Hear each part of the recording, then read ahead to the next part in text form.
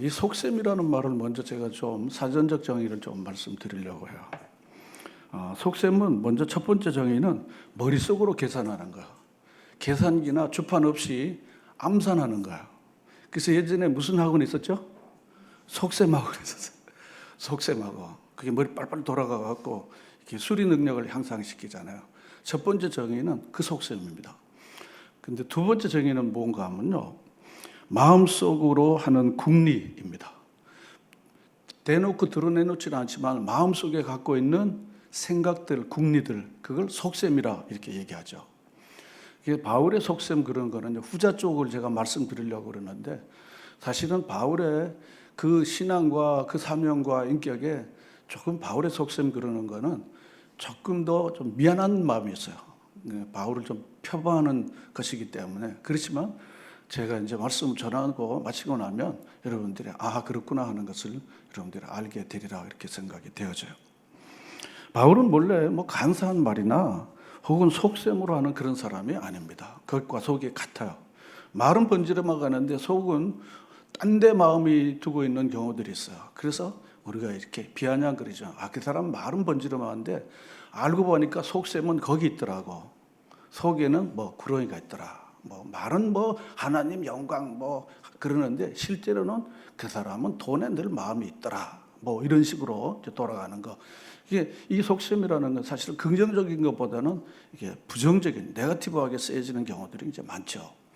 근데 제가 오늘 이 속셈이라는 말을 부득이 있게 쓸 수밖에 없었던 것은 사도 바울이 로마 교회에 보내는 편지의 이제 마지막 장이 사실은 15장입니다. 이제 다음 주에 볼 16장은요, 여러 사람의 베베를 비롯해서 브리스길라, 아골라 부부와 함께 여러 부부들에 대한 고마운 인사말로 16장이 이제 마쳐지게 돼요. 이 사실 본론에 해당하는 전체 내용의 마지막은 오늘 이제 이번 주간에 보게 될 이 15장의 내용이 되겠습니다. 근데 이 15장에서 사도 바울은 자기의 속셈 혹은 자기의 속내를 그대로 드러내고 있는 유일한 장입니다. 유일한 장입니다. 그 전까지 1장부터 14장까지는 주로 사도 바울이 우리는 죄인이고 어떻게 하면 의로워지고 그리고 주님으로 말미암아 믿음으로 의로움 받은 사람이 어떻게 세상에서 살아야 할지에 대하여 그걸 무려 1장부터 14장까지 쭉 이야기를 한 거야. 그래서 지난번에는요, 15장 오늘 읽었던 14절 전까지 13절까지 무엇인가 하면 믿음이 강한 자와 약한 자에 대한 설명을 제가 지난 주간에 주일 오전, 오후, 수요일 계속해서 언급하 말씀을 드렸습니다. 자, 그런데 이제 사도 바울이 이제 자기의 속셈을 지금 이제 이야기를 지금 이제 하나씩 이렇게 펼쳐서 이제 이야기를 하고 있습니다. 근데 사실은 사도 바울이 자기가 가지고 있는 속내를 그냥 바로 표현하기에는 로마 교회에 그렇게 표현할 만한 관계가 안 돼요. 왜냐하면 사도 바울이 로마에 가서 복음을 전해서 교회를 개척하거나 영적인 자녀들이 있는 것도 아니고 제자가 있는 것도 아니고 그리고는 로마 교회에 그런 어떤 소위 일면식도 없고 관계도 없지만은 로마 교회를 사랑하는 마음으로 보냈던 편지입니다. 그리고 사도 바울은 그들의 믿음 위에 굳게 서기를 바라는 그런 마음으로 이 로마 교회에 보낸 편지가 우리가 계속 봤던 로마서입니다. 그리고 가서 복음을 전하거나 능력을 행하거나 은사를 나누어 준 일도 꽤 없습니다. 또 뿐만 아니라 로마 교회를 가고자 했지만은 기회가 주어지지 못해서 로마 교회에 가지 못했다는 것을 1장 13절에도 오늘 22절에도 나와 있죠. 우리 22절 말씀을 다 같이 읽어볼까요? 시작. 그러므로 또한 내가 너희에게 가려 하던 것이 여러 번 막혔다니 그렇습니다. 1장에도 내가 너희들에게 가고자 해서 갈 수가 없어서 이 편지를 보낸다 이렇게 표현합니다. 이건 사도 바울은 로마에 가서 로마 교회 성도들과 교제한 적이 없다고 하는 것을 우리가 미루어 추측할 수가 있죠. 그리고 뿐만 아니라 그런 어떤 일면식도 관계가 없는데 로마 교회에 대하여 상당히 많은 교훈을 줬습니다. 상당히 많은 권면을 줬습니다. 사실은 별로 관계 형성이 안 됐는데 계속 누군가에게 교훈을 주는 것은 피차에 굉장히 부담스러운 일입니다. 난 못해, 당신이 해라고. 난 그 사람하고 아직 관계도 없는데 어떻게 내가 그 얘기해. 이렇게 생각하면 우리는 충분히 이해가 될 수 있죠. 그런데 사도 바울은 15장 1절에 보면요, 자기 자신을요, 로마 교회 성도들이 약간 좀 껄끄럽게 생각할 정도로 믿음이 강한 우리는 이렇게 표현했습니다.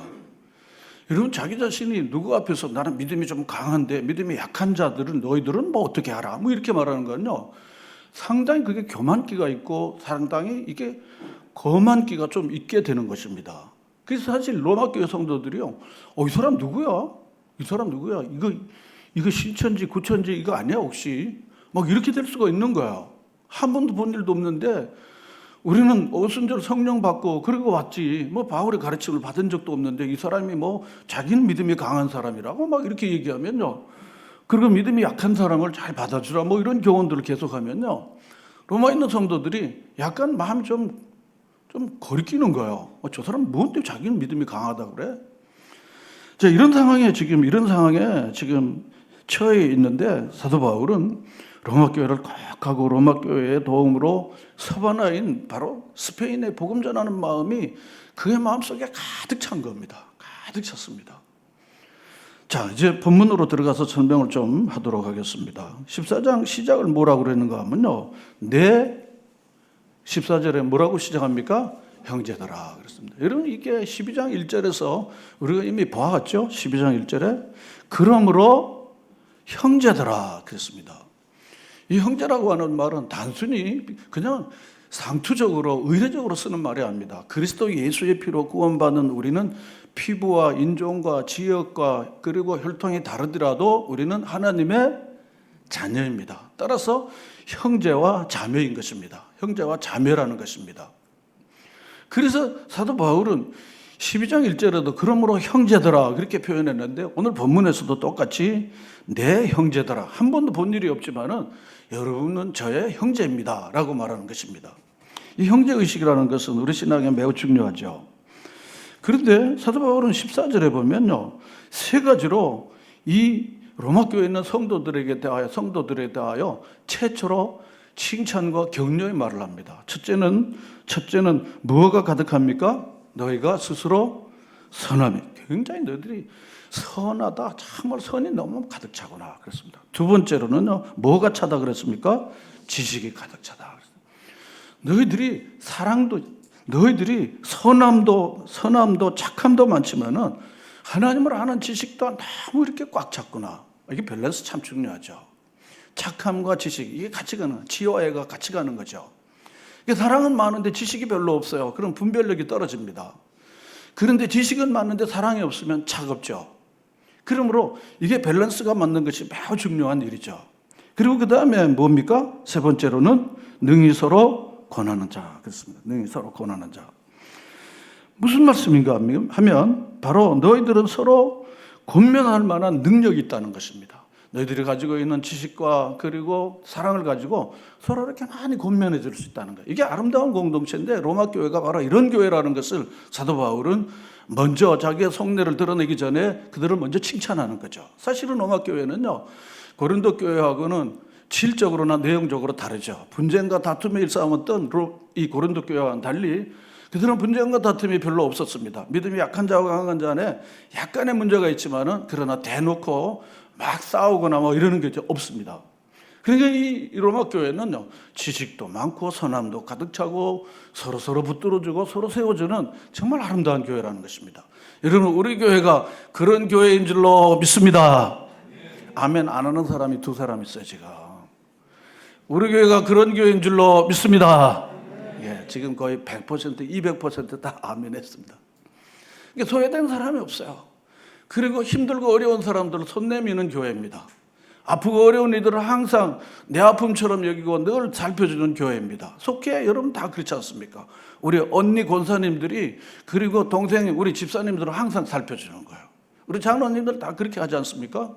그렇게 하고 있죠, 그렇죠? 우리 장로님들 그렇게 안 하시나요? 대답 좀 하시라고요. 아멘, 아멘.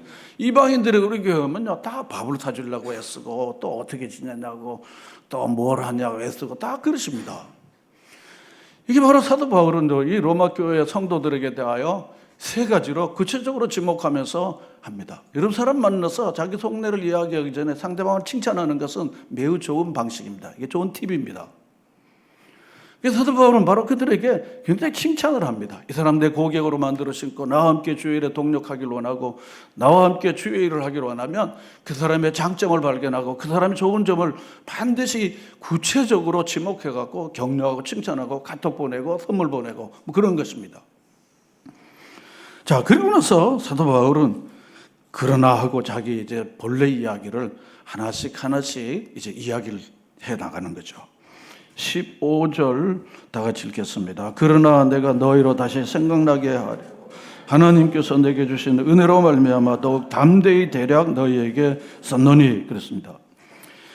이 내용은 뭔가 하면 내게 주신 은혜로, 하나님께서 내게 주신 은혜로 내가 담대하게 너희에게 이미 썼고 또 이야기를 할 텐데, 그렇게 하는 이유는 뭔가 하면 너희들이 잊어버리지 말고 꼭 기억되기를 바란다는 마음입니다. 꼭 내가 한 말을 꼭 기억했으면 좋겠어, 그런 것입니다. 이미 앞서서 믿음으로 얻는 구원 도리일 뿐 아니라 하나님의 자녀로 적합한 삶이 무엇인지를 이미 말했지만 내가 지금 이야기하는 것들도 잊어버리지 말고 꼭 기억해 줬으면 좋겠어. 그리고 그걸 너희들이 꼭 생각하기를 바래서 내가 담대하게 너에게 썼다, 그런 것이죠. 담대하게 너에게 썼다. 사람은요 자기가 좋아하고 관심사고 그런 것들은 잘 듣습니다. 그렇지만 자기에게 관심사가 아니고 자기가 별로 듣고 싶지 않는 내용들은요 들어도 금방 잊어버립니다. 그러나 자기가 문제가 되고 자기가 꼭 듣고 싶고 자기가 현재 지금 앓고 있는 골칫거리인데 그게 팁으로, 그게 말씀으로 오면요 그건 소중히 딱 갖습니다. 받습니다. 그러므로 사도 바울은 오늘 무슨 얘기를 하는가 하면요, 로마 교회의 지원을 받아서 서바나인 저 스페인에 가서 복음 전하기를 원하는데 이걸 잊어버리지 않았으면 내가 꼭 좋겠어 하고 내가 지금 사실 담대하게 이야기하는 거야. 그러니까 꼭 이걸 꼭 잊어버리지 말고 꼭 생각해 두었으면 좋겠어 하고 이야기를 하는 것입니다.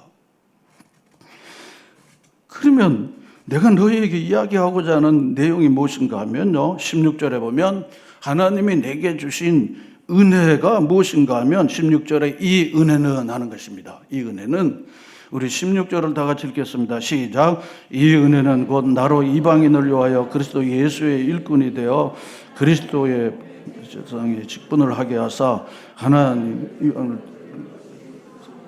거룩하게 되어 받으실 만하게 하려 하심이라. 아멘. 그렇습니다.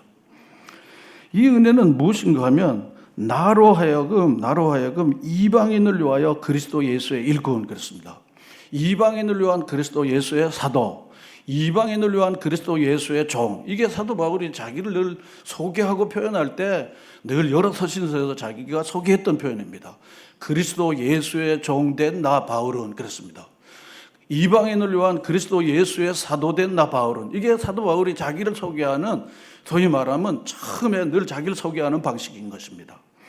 그래서 그리스도 예수를 위하여 이방인의 복음 전도자로 일꾼으로 세우셨는데, 그 구체적인 것이 뭔가 하면 하나님의 복음의 제사장 직분을 하게 했다, 그렇습니다. 제사장 직분.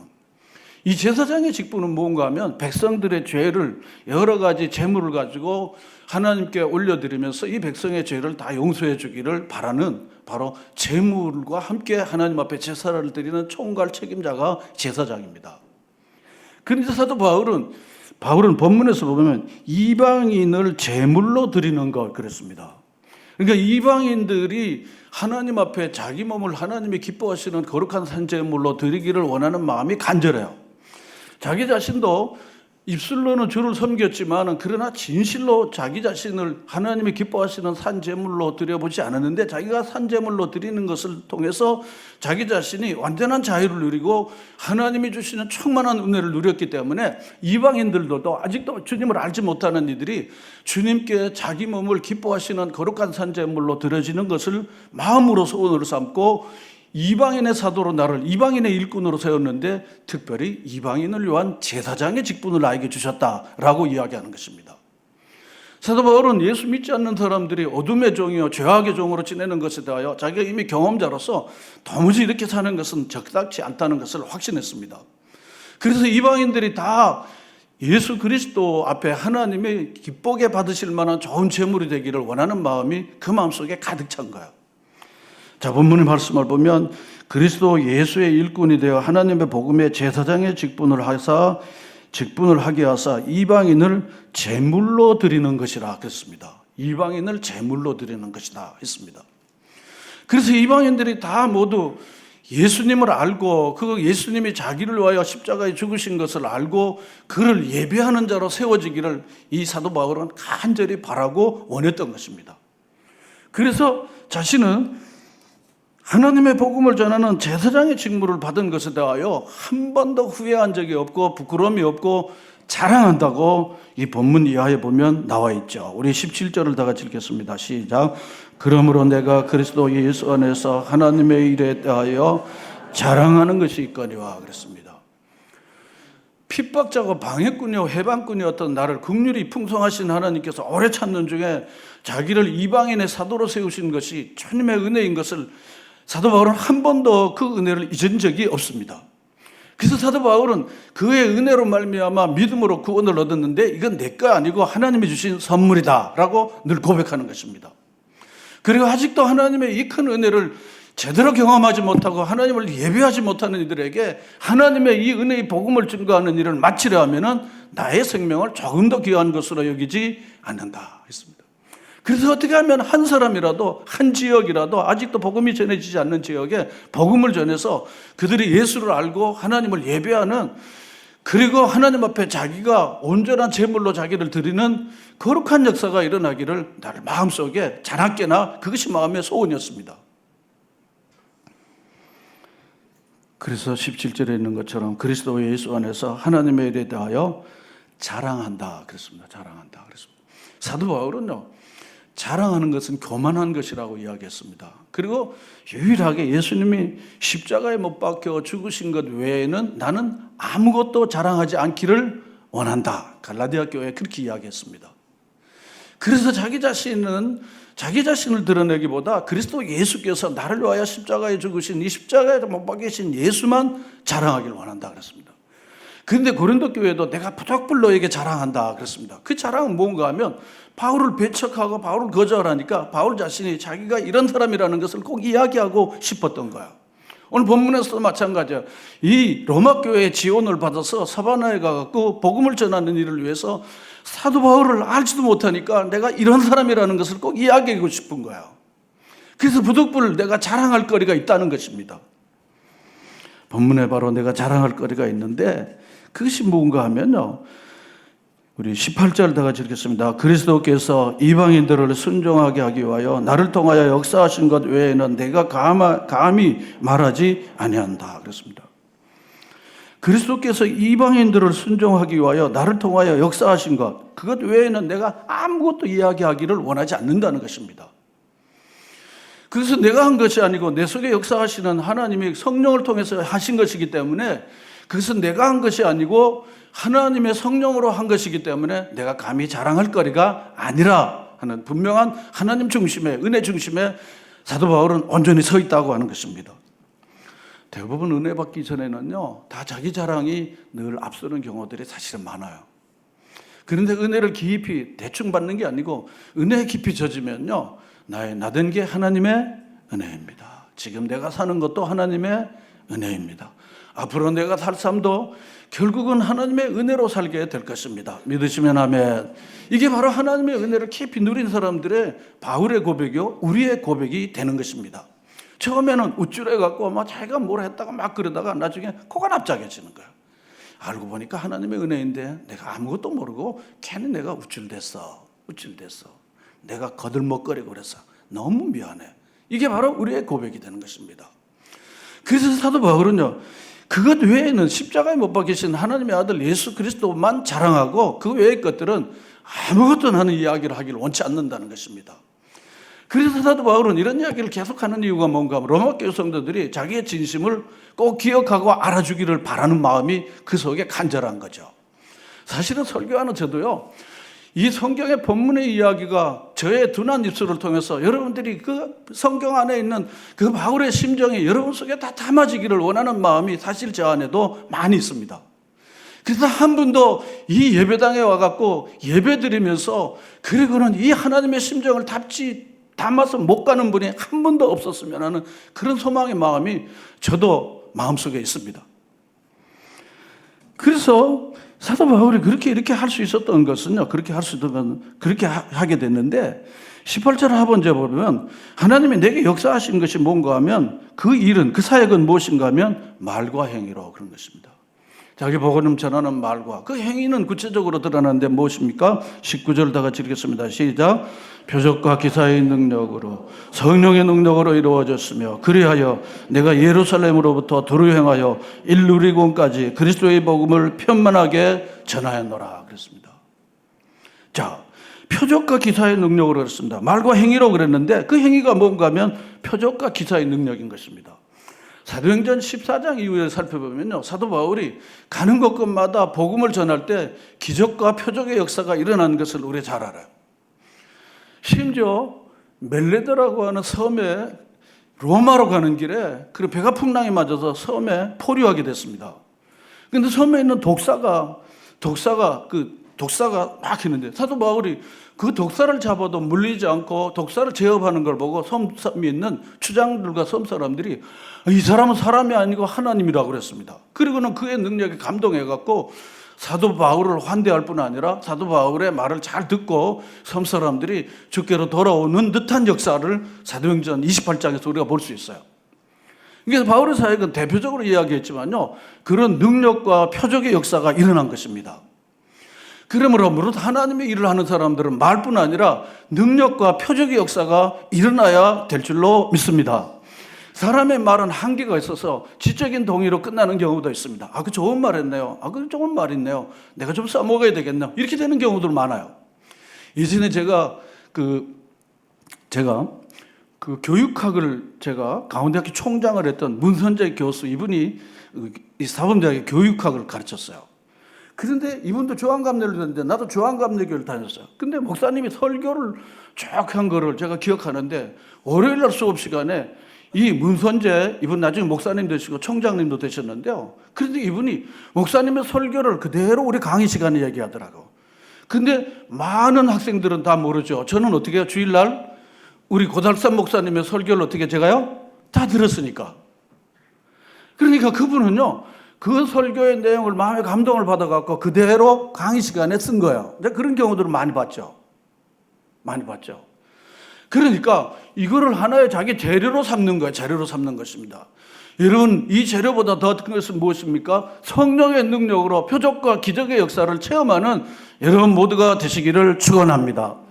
여러분, 주의 종들에게 가족의 안위를 위해서 기도해 주는 거 굉장히 중요하고 고마운 일입니다. 건강을 위해서 기도해 주는 일 매우 중요한 일이고 좋은 일입니다. 그렇지만 주의 종들이 하나님의 말씀을 전할 때 능력과 성령이 나타나게 해 주십시오라고 여러분 그렇게 기도해 주시기를 바랍니다. 그리고 하나님 아버지, 우리가 어찌할꼬 하는 이런 내적 변화가 주님 초대교회 같이 일어나는 역사가 우리 목사님의 설교를 통해 기도를 통해서 일어나게 해 주시옵소서. 여러분, 이런 기도를 여러분들이 해 주시기를 부탁합니다. 물론 저에게 여러분 많이 환대해 주시는 건 너무 고맙지만 여러분, 그보다 더 중요한 것은 하나님의 능력이 저를 통해서 드러나는 것이 더 중요한 줄로 믿습니다. 우리 목사님들이 다 이 능력이 나타나기를요. 여러분 가정에서도 여러분 병든 이들, 아픈 이들, 세상에 빠진 이들에게 여러분 영적인 제사장으로 가정의 자녀들을 위해서 기도할 때 이 능력이 여러분들에게도 나타나기를 위해서 기도하시는 여러분 되시기를 바랍니다. 성령이 너희에게 계시면 너희가 뭘 받는다고 그랬습니까? 권능을 받는다. 두나미스라는 단어를 쓰는데 그게 뭐니까 다이나마이트입니다. 아이들이 변화되고 새로워지는 거. 목사님, 제가 얘기해도 안 듣고 잔소리만 들어요. 여러분, 능력을 받는 여러분들이 되시기를 축원합니다. 애초부터 능력 가진 사람이 없습니다. 능력을 구할 때 능력을 주시는 것입니다. 은사를 구할 때 은사를 받는 것입니다. 그러므로 여러분, 능력과 성령을 받을 수 있도록 하나님 앞에, 능력의 원천이신 하나님 앞에 간절히 힘써서 기도하여서 능력을 받는 여러분들이 되시기를 바랍니다. 그래서 능력을 받을 때 여러분, 사탄 마귀가 여러분과 여러분 자녀들의 손도 못 대고 하나님의 축복과 은혜가 우리 자녀들에게도 넘치게 될 줄로 믿습니다. 그러므로 오늘날은 말의 시대 아니고 능력의 시대입니다. 이 사람이 과연 능력이 있느냐는 것입니다. 착한 것 가지고는 안 됩니다. 성실한 것 가지고 안 됩니다. 하나님의 능력이 여러분들에게, 바울에게 맡은 이 능력이 우리 교회와 여러분들에게도, 주의 종들에게도 이 능력이 나타나기를 여러분 간절히 구하고 찾고 그 능력을 받기를 간절히 바랍니다. 오래된 옛 습관과 옛 버릇에 눌려있는 자들에게도 능력받아서 다 깨뜨리는 역사가 일어나기를 축원합니다. 바로 표적과 기사와 능력으로, 성령의 능력으로 이루어졌다 그랬습니다.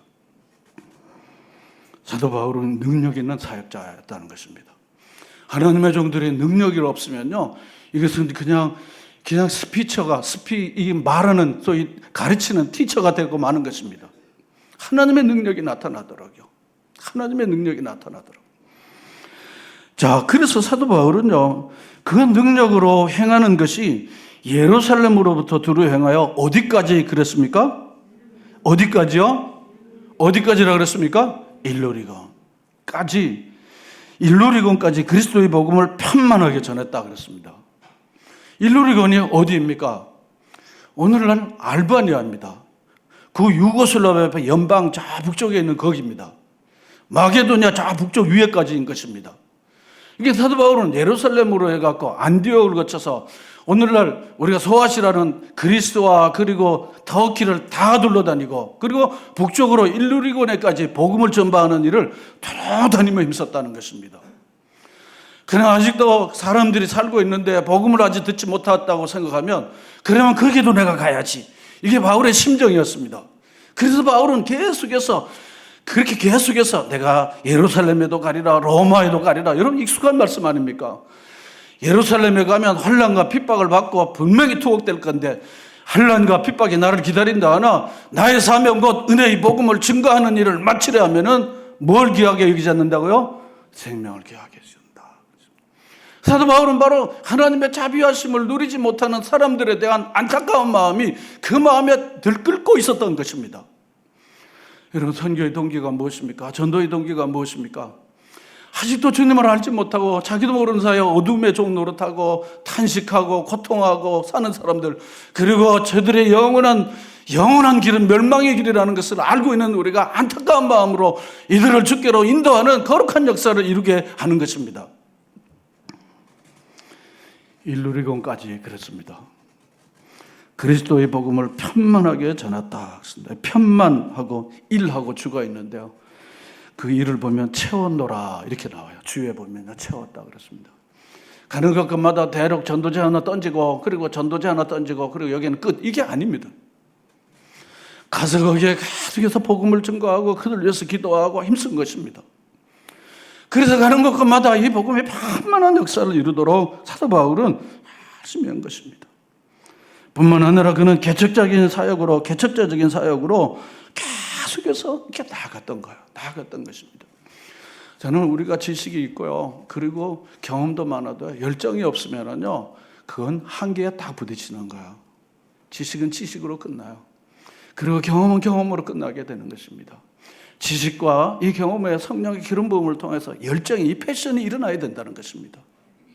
사도 바울은 지식의 사람이어서 논리의 사람이었습니다. 그렇지만 하나님이 주시는 강렬한 열정이 그 마음을 태운 것입니다.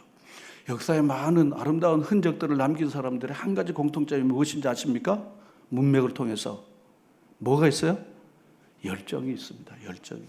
열정이 있다는 거예요. 그 패션이 있어요. 미지근한 사람을 하나님이 쓰신 적이 없습니다. 미지근한 사람들을 쓴 적이 없습니다. 여러분, 성공하는 기업들, 그리고 부흥하는 교회들, 그리고 아름다운 놀라운 열매를 맺는 선교사들, 모든 현장에 그 한 가지 정말 기적의 역사를 이루는 분들의 한 가지 공통점이 무엇입니까? 그들이 하버드를 졸업했습니까? 아니면 서울대학을 졸업했습니까? 아니에요. 열정이 있어요. 열정이 있습니다. 그래서 라우디아 교회에 대해서 사도 요한은 뭐라 그랬습니까? 뜨겁지도 않고 차갑지도 않으니까 내가 너를 어떻게 해요? 더하여 부른다. 제가 다시 말씀드려요. 차가운 사람이 있어요. 미지근한 사람이 있어요. 따뜻한 사람이 있어요. 그 다음 네 번째 누구예요? 뜨거운 사람이 있습니다. 여러분, 어느 편인지 한번 해보시죠. 한번 따라합시다. 기왕에 사는 거 뜨겁게 삽시다. 기왕에 믿는 거 뜨겁게 믿읍시다. 맞습니까? 맞으면 아멘 합시다. 아멘. 그렇습니다. 어차피 썩어서 한 줌의 흙으로 갈 인생인데요, 그냥 그럭저럭 하는 것보다 여러분 힘을 더 하십시다. 힘써서 하십시다. 나중에 기운 떨어지고요. 그리고 팔다리 힘 떨어지면요. 아무것도 할 수가 없는 때가 곧 우리 인생들에게 오더란 말이죠. 오더란 말이에요. 그리고 그때 내가 그때 그럴 걸 하여 지나간 버스를 손들어봐야 소용없는 거 아니겠습니까? 사도 바울은 일루리곤까지 그리스도의 복음을 편만하게 전한다 그랬습니다. 뿐만 아니라 20절에 보면요. 20절 다 같이 읽겠습니다. 시작. 또 내가 그리스도의 이름을 부르는 것에 복음을 전하지 않기를 힘썼노니 이는 남의 터 위에 건축하지 아니함이라 그랬습니다. 원칙 중심의 선교를 한 것입니다. 이미 복음이 전파된 곳에 내가 거기 가서 또 복음 전하는 일은 아무리 내가 복음 전도에 대해 열망이 있지만 내가 그렇게는 안 해. 왜냐하면 남의 터 위에 건축하는 것은 옳지 않기 때문에 그런 것입니다. 언젠가 우리 권사님, 할머니 권사님 한 분이요.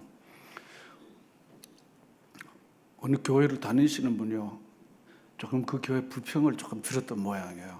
그러니까 우리 권사님이 이때다, 찬스다 하고 막 이렇게 꼬셨어요. 그래갖고 우리 교회라고, 우리 목사님도 좋고 우리 교회도 좋고 막 이래갖고 이제 해서 드디어 다음 주에는 이제 우리 교회 이제 이분을 꼬여갖고 이제 우리 교회로 오게 이제 거의 다 작전을 다 마치고 그리고는 목사님 이제 내가 다음 주에 데리고 오기로 했어요. 다 이러는 거예요. 자초징을 들어보니까 이게 아닌데 이게 곤란하단 말이에요. 이게 아닌데요. 두 번째 또 자랑하는 거예요. 이제 데려오기로 했다는 거야. 그래서 제가 특유의 있죠. 특유의 뭔지 아십니까? 주여 두 번 딱 했죠. 주여 다니까 목사님 왜 그러시냐 그러는 거야. 주여 다니까 그건 반칙입니다. 그 교회를 잘 다니도록 그렇게 해야지. 그거 뺏어오면 그거 안 됩니다.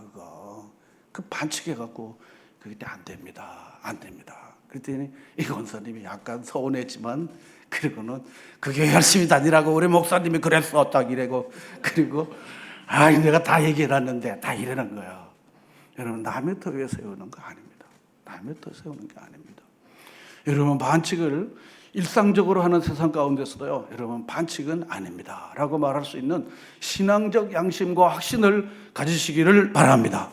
여러분 일상의 비즈니스도 그렇습니다. 일상의 생활에도 그렇습니다. 절대로 하나님이 기뻐하지 않는 방식이 우리에게 익숙지 않도록요.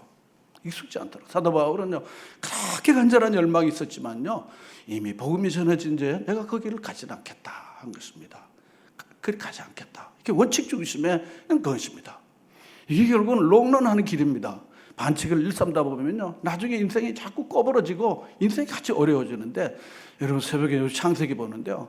이 야곱이 반칙을 해갖고 그냥 엉망진창으로 그냥 막 찌그러지고 막 고생하고 헤매는 모습을 성경으로 이제 계속해서 보는 거예요. 이제 내일 새벽에도 이제 또 계속해서 이제 보게 되는데 그런 겁니다.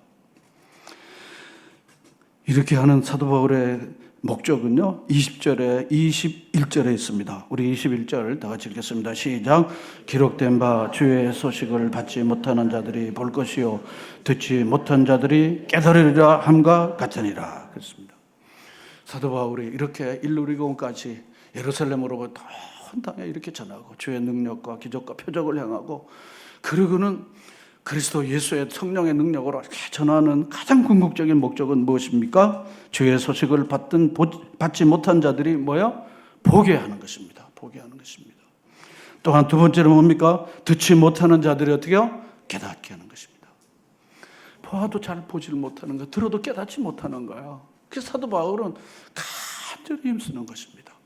여러분 똑같은 설교를 들어도요. 은혜를 많이 받는 분들이 있지만은요. 그냥 앉았다 가시는 분들도 있으시는 경우들이 많아요.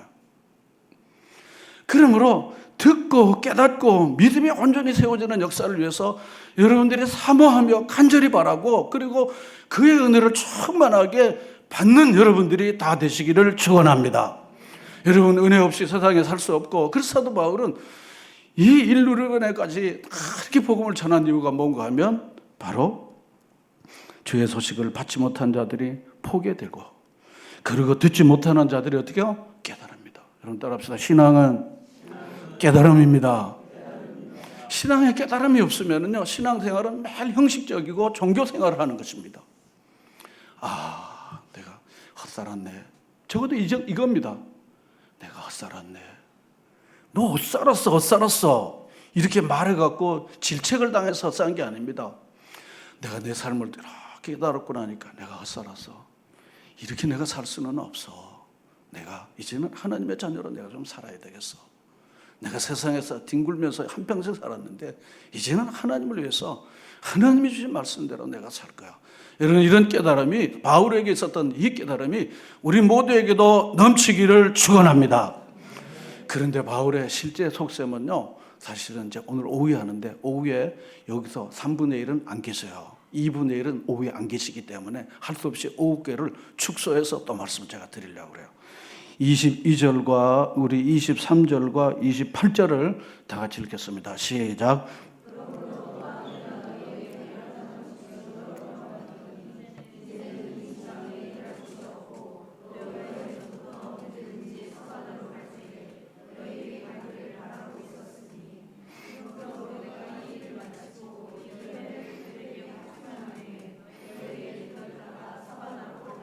예, 서바나로 갈 때에 서바나로 가리라 그랬습니다. 이 서바나는요, 한문 표현으로 서바나인데 영어 성경에는 분명히 SPAIN 그래서 스페인 그랬습니다. 당시 땅 끝은 어딜까요? 스페인. 유럽의 끝이 지금도 어디요? 스페인인데 그게 예전에는 포르투갈이 없을 때요. 그냥 스페인입니다. 그게. 지금도 스페인의 땅 끝이 있어요. 있단 말이죠. 그래서 거기로 내가 꼭 가야 되겠어. 그게 바울의 속셈인 거야. 로마 교회에 이 격려와 기도와 지원을 받고 후원을 받아갖고 로마 교회에 파송을 받아갖고 가고 싶은 거야. 그걸 구체적으로 드러낸 게 어딘가 하면 24절에 다 같이 읽겠습니다. 시작.